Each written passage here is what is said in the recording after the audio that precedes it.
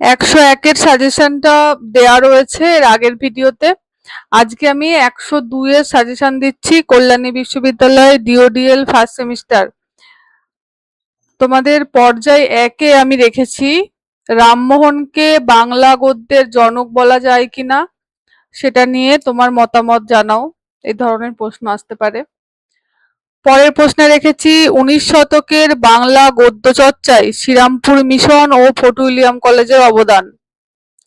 পরের প্রশ্ন বাংলা গদ্য চর্চায় রামরাম বসু ও মৃত্যুঞ্জয় বিদ্যালঙ্কার। 4 নম্বর প্রশ্ন বাংলা গদ্য চর্চার ক্ষেত্রে পর্তুগিজ মিশনারিদের অবদান। এটা গেল পর্যায় 1। এরপরে পর্যায় 2-এ তোমরা পড়তে পারো বাংলা প্রবন্ধ সাহিত্যে অক্ষয় কুমার দত্তের অবদান, যুগসন্ধির কবি ঈশ্বরগুপ্ত, বাংলা প্রবন্ধ সাহিত্যে রবীন্দ্রনাথ ঠাকুরের অবদান। পরের প্রশ্ন বঙ্কিমচন্দ্র ও বঙ্গদর্শন।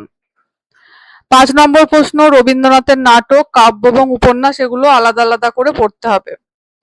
পর্যায় 3-এ রেখেছি নাট্যকার মধুসূদন, রঙ্গলাল বন্দ্যোপাধ্যায়, বঙ্কিমচন্দ্রের উপন্যাস, বিহারীলালের কাব্য এবং বাংলা সাহিত্যের উৎকর্ষ সাধনের প্রথম দিকের সাময়িক পত্রের ভূমিকা।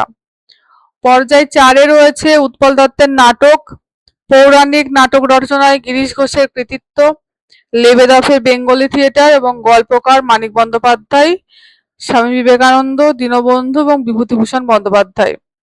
এগুলো তোমরা 102-এর সাজেশন হিসেবে পড়ে যেতে পারো।